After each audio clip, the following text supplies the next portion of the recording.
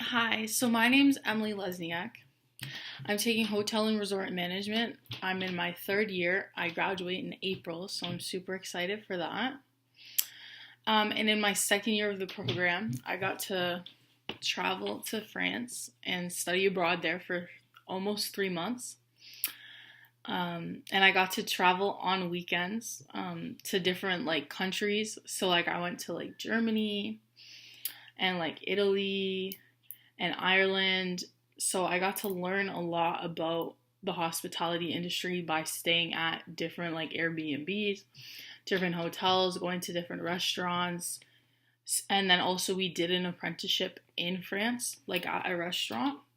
And I got to see how stuff was different from working in a restaurant in Canada, like in Ontario, and how it was different working over there and how you were treated, how people were at different restaurants, and even just experiencing going to different restaurants as a Canadian and how that was.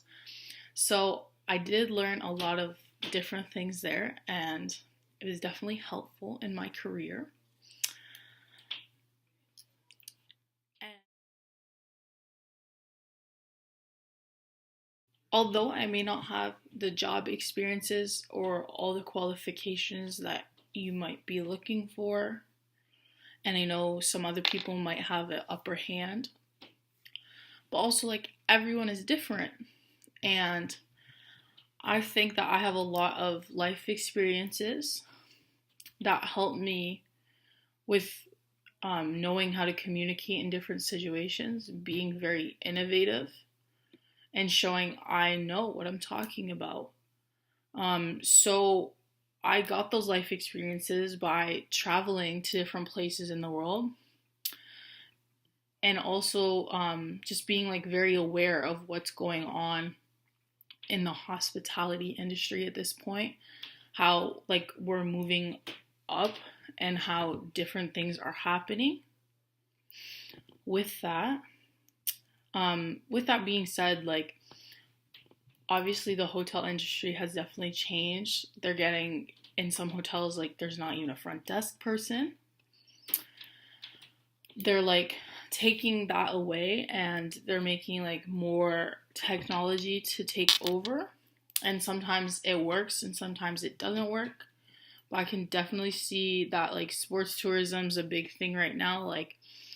The Leafs are in the playoffs right now, so that's part. A lot of people are traveling to Toronto for games.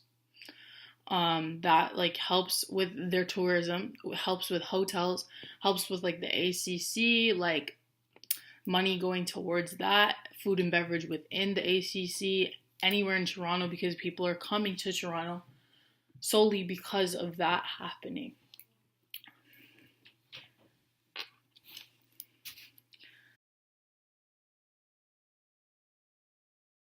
In 5 years, I professionally see myself working with an event company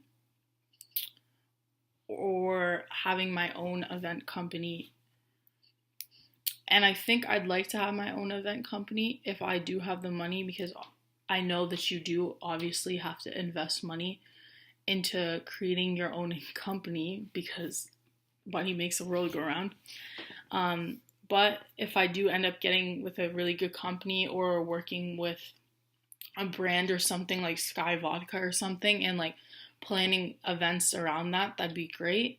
I don't think I want to do weddings, but we'll kind of see what happens. I think I want to go into more corporate events to see how that goes. Maybe start small, end up going big. Obviously, incorporate social media into that.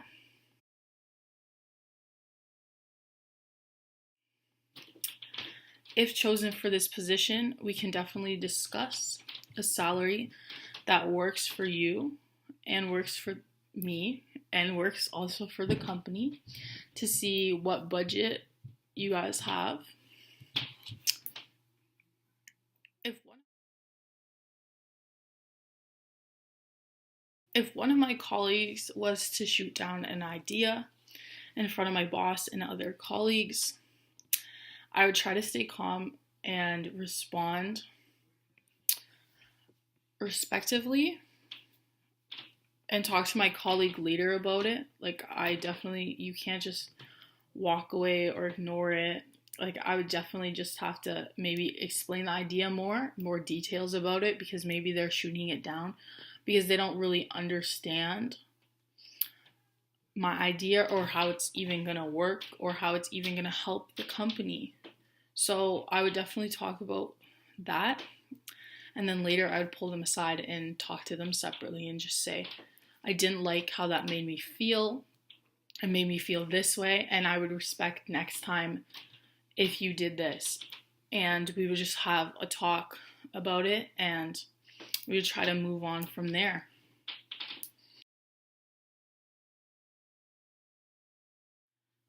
Well, a time that I have gone above and beyond is in my last position. I worked at a private golf club, and I was a server there.